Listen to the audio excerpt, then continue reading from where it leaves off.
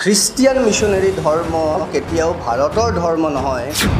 তেওঁলোক যিসকলে খ্ৰীষ্টিয়ান ধৰ্ম গ্ৰহণ কৰিছে নিজৰ স্বকীয়তা হেৰুৱাইছে, তাৰমানে তেওঁলোকে এছটি মৰ্যাদা হেৰুৱাইছে। এছটি মৰ্যাদা তেওঁলোকৰ পৰা খণ্ডন কৰিব লাগে, তেওঁলোকৰ পৰা আঁতৰাব লাগে। সেই ধৰণৰ কোনো যাতে সুবিধা তেওঁলোকে আৰু কোনো কাৰণত নাপায়। খাম,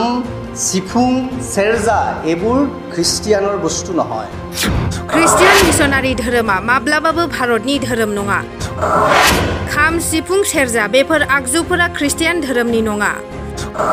दुलाराय बाथौ गौथुमनि खौरांगिरि मेलाव बे बाथ्राखौ बुंदों हिन्दुता दैदेनगिरि आरो बीजेपी मर्चनि दैदेनगिरि सत्यरन्जन बराया। धोरोमखौ लानानै बर'नि गेजेराव राजखान्थि खालामनो आरो हारिनि गेजेराव बोखावनो नाजानायनि हेंथायै गोख्रों फिनजाथाय होदों आसाम प्रदेश कंग्रेस कमिटिनि गाहाय नेहाथारि गर्जन मोसाहारिया। सोंथि सिखारदों, थारैनो गुबुन हारिया धोरोमखौ लाना राजखान्थि खालामनानै बर' हारिनि गेजेराव गावस्रानाय लाबोनो सोलो बाहायदों नामा? गुबुन हारिनि सुबुंफोरखौ बर' हारिनि धोरोमाव हाबनानै बेबादि बिबुंथि लाखिहोनाया इयुनाव बर' हारिनि गेजेराव गुलाय गुजाय थासारि सोमजिहोनाय नङा नामा? बेनि थाखाय साफ्रोमबो बर' रायजो राजाफ्रा सांग्रां जानांगौनि गोनांथि गैयाना? गिबियावनो आङो आसाम प्रदेश कंग्रेस कमिटिनि जेनेरेल सेक्रेटारि हिसाबै आंनि फंबाय मिडियानि बिथांमोनखौ खुलुमबाय। आंजों दङ जोंनि एपिसिसिनिनो बिटिआर ट्राइबेल इनचार्जनि इनचार्ज बिथां जसेफ बसुमतारी आरो लोगोसे क'क्राझार जिल्ला कंग्रेस कमिटिनिनो साधारन सम्पादक हाबिल आली शेख बिथां। दिनै बुंनांगौ बाथ्राया बेनो, बे मैया दाखालिसो सासे हयथ' रन्जन बरा होननाय बिथांखौ जोंनि दुलाराय बाथौ गौथुम दुलाराय बाथौ महासभाया गावसिनि सभायाव निश्चय आलासि लेंहरदोंमोन आरो बिथांनि प्रेस मिटआव बिथाङा बर' ख्रिस्टानफोरखौ खोब गाज्रि भाषायै रायदों जे सोरबा लुकास बसुमतारी नामखौ ख्रिस्टानफ्रा ओरै नासयदों। नासयनायनि बेलायावथ' बेफोरो एखमबा भुल बुजाबुजियाव जायो आरो बे भुल बुजाबुजिया ओरैबायदि जे दिनै पृथिबियावनो सोरखौबा नासयदोंब्ला, सोरखौबा बुथारदोंब्ला, सोरबा आइजोफोरखौ रेप खालामदोंब्ला, सोरनिबा न'खौ सिफायदोंबा, सोरनिबा धोरोम थानसालिखौ सिफायदोंबा मेक्सिमाम जारिमिनानो फोरमान जायो ख्रिस्टियान। सानफ्रोमबो अल इन्डिया दिनै बर'फ्रा गोबां गामि गामि दङ बैकट खालामनाय, दैबो मोनलोङा, बेयो मालायनि न'नि साहदाबो मोना, उन्दुनो मोना, बेफोरबायदि बैकट खालामनाय, गामियाव थानो मोना, हा फाननानै खारनांगौ, बेफोरबायदि हिसाब सारा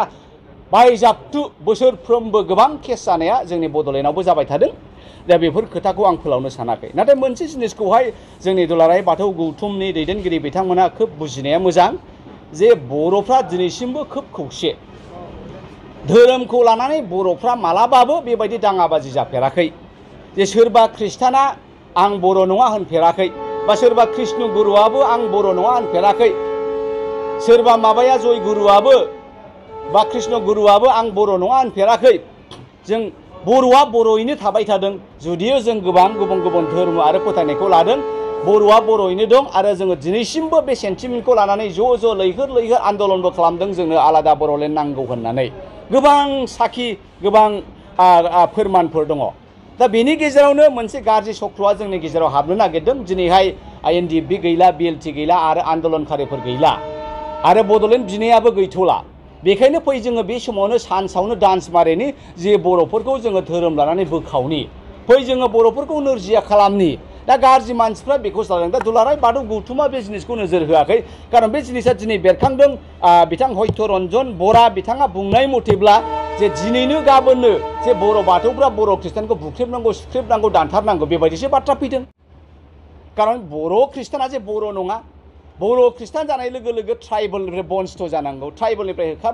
ट्राइबेलनि स्टेटास मोना। आरे बाबा,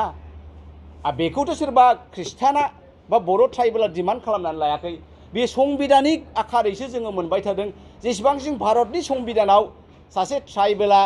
ट्राइबेलनि सुबिदाखौ मोननायनि मोन्थाय दङ, एसेबां जोङो लाबाय थागोन। जेब्लानाखि भारतनि संबिधाना बुंगोन जे ख्रिस्टान जानाय लोगो लोगो ट्राइबेलनि मोन्थायफोरखौ मोना, जोङो अके, we are okay with that. खिन्थु दिनै नोंथांमोना बेबायदि बाथ्राखौ बुंनो, बे खोथाखौ बुंनो, सत्यरन्जन बायदि बरा धोरोम गैयै लांसुनिया बांसुनिया बर'नि गेजेराव बुलाय होनो नागिरग्रा मानसिखौ जुदि धोरोम गुरु हिसाबै आलासि लेंहरोबा बेथ' मोनसे रोखोमनि गावनि बिदा फंबाय बर' हारिखौहाय रायनो गाज्रि गाज्रि भाषा बुंनो माने बल गेलेनो दाहार लांनाय बायदिसो मोन्दों आं दा बेखायनो जोंनि दुलाराय बाथौ गौथुमा सांग्रां जानाया मोजां आरो मोनसे जिनिसखौ नोंथांमोना खोब साबधान जानाया मोजां जे नोंथांमोना बाथौ धोरोमखौहाय लाखिनोबा बाथौ धोरोमाव जेरेखम ख्रिस्टान मिशनारिफ्रा प्रसार जायो धोरोमनि बायदिसिना बिबिसना जायो बाइबेल कलेज थियलजिकेल कलेज जायो नोंथांमोना बेफोरखौ गायसननांगोन हा बेबायदिनो बाथौनिफ्राय क्लार्जिफोर मानसि प्रडिउस खालामनांगोन आरो बेल' नङा नोंथांमोना गिबियावनो नोंनि धोरोमा मा होनोब्ला नोंथांनि सार्टिफिकेटआव नोंथांमोननि फिसा फिसौफोरनि सार्टिफिकेटआव आं बाथौ होननानै लानो सोलोंनांगोन जेब्लासिम नोंथाङा गावनि धोरोमखौ आं बाथौ होननानै साखि होआ अब्लासिम बाथौआ मालाबाबो थांनानै थाया बे हारसिङै थैलांगोन दा नोंथांमोना प्रथम हमवार्क हिसाबै बेखौ माव दा बेखौनो नोंथांमोना मावा दिनै ख्रिस्टानखौसो दुसिदों दा बे खोब गोरोन्थि खाम जथा सिफुंखौ लानानै बिदि बुंनो नाङा सोरबा बाथौआबो गिटारखौ दामो आरो सोरबा ख्रिस्टानाबो सिफुंखौ दामगोन आरो खामखौबो दामगोन बे मोनसे मिउजिकेल इन्सट्रुमेन्ट हावेभार बेनि गेजेरावनो बाथौफ्रा जुदि गमामायैनो बुंथारोबा बाथौ गौथुमनिफ्राय बाथौ महासभानिफ्राय जे दिनैनिफ्राय खामा जोंनि धर्मनि मोनसे आगजुसो दामग्रासो होनोब्ला किन्तु ख्रिस्टानफ्रा हयथ' मानिगोन जे नंगौ जोङो जोंनि गिर्जानि एक्टिभिटिफ्राव खामखौ दामनाय नंला नाथाय नोंथांमोना बेखौ बिदा फंबायनि गेजेराव मोजां सावरायनानै फोसाबा हागौ माने सोरबा सासे बामोन सोरबा हारसाखौ लाबानो जोंनि गेजेराव ओरै एरलाय बेबायदिबाथ' बे मावजि मानैनो मासे मोख्राया रुथि राननानै होनाय सेराव सोना रानना होनाय बायदिसो जागोन जोंनि गेजेराव मालाबाबो मिला प्रितिया फैनाय ना अराय सम बियो अमिल जागोन आरो गावजों गाव भुल बुजाबुजि बुलायनायसो जागोन दा बेखायनो आरो गोबाव फोलावनो सानाखिसै बाथौ धोरोमारि आंनि बिदा फंबाय बर' बिथांमोनखौ आं खोब गुरैयै खावलायनो सानदों जोङो धोरोमखौ लानानै दावराव दावसि जाजा जोंहा बड'लेण्ड सोरजिनांगौ मा ख्रिस्टान मा बाथौ जों जयैनो लैहोर थांनानै जोंनि बड'लेण्डखौ सोरजिनानै लानांगौ आरो बड'लेण्ड धोरोमखौ लानानै गावबायबा बर'आ जोब्बाय हमनानै लादो दा बेखायनो आरो आं धोरोमनि सोमोन्दै मा बुंबावनो धोरोमा बयनिबो थाखाय मोजां आं ख्रिस्टान आं गावनिखौ मोजां होनगोन सोरबा बाथौआबो गावनिखौ मोजां होनगोन सोरबा हिन्दुआबो गावनिखौ मोजां होनगोन सोरबा मुस्लिमाबो गावनिखौ मोजां होनगोन दा बेखायनो बे धोरोमनि बाथ्राफोरा जोंनि डिबेट खालामनायजों गावजों गाव दावराव दावसि नांलाय खमलायजों दान्थे बिदान्थेजों मालाबाबो सल्भ जाया धोरोम नालाय बे जोङो खदै मलायनांगोन बाइबेला बुंनाय बायदि सोरबाया नोंनि खावलायखौ फारसे सोबायोब्ला आरो फारसेखौबो सोबाना हो दा बेखायनो जोङो ख्रिस्टान बा नर्मेलि गोबां केस जायोब्लाबो जोङो बांद्राय कर्ट कासारि खारनाय जाया आरो बांद्राय बिदि प्रेस मिडिया फैनाय जाया दा सत्यरन्जन बरा बिथांखौ आं बिनि थाखायनो दिनै बिनि एगेन्स्टै बुंनाया बेनो जे बिथाङा बर'फोरखौ बोखावनो सानदों बर'फोरखौहाय बर'फोरनि बे खौसेथिखौ बिथाङा नायनो हायाखै मैया दाखालिबो मोनसे बिराद गिदिर प्रुफ साथामनि गेजेराव जोंहा नबजित नार्जारी बिथाङा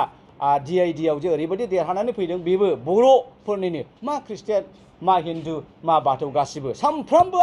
आंहा नैबे मबाइलाव सिम मोननै दङ जिअ'जों हरलाय एयारटेलजों हरलाय आङो हाबिलखौबो हरनो थिनदों जे हाबिल नबजितनो नैबे नाम्बाराव नोङो हरदो नबजितआ देरहायो खोमा बेबायदिनो जों खौसेयैनो दिनै बर'फ्रा ज' जानानै नबजितखौ देरहायदों फैबाय थानाय समावबो जोंनि बर' जाथिनि इसुफोर फैयोब्ला जोङो मा बाथौ मा ख्रिस्टान गावजों गाव दावराव दावसि बुलाय सोलाय जायाब्लानो खौसेयैनो जोङो हारिखौ लुखांनांगोन जोंनि हारियानो देरसिन थेंक इउ खुलुमबाय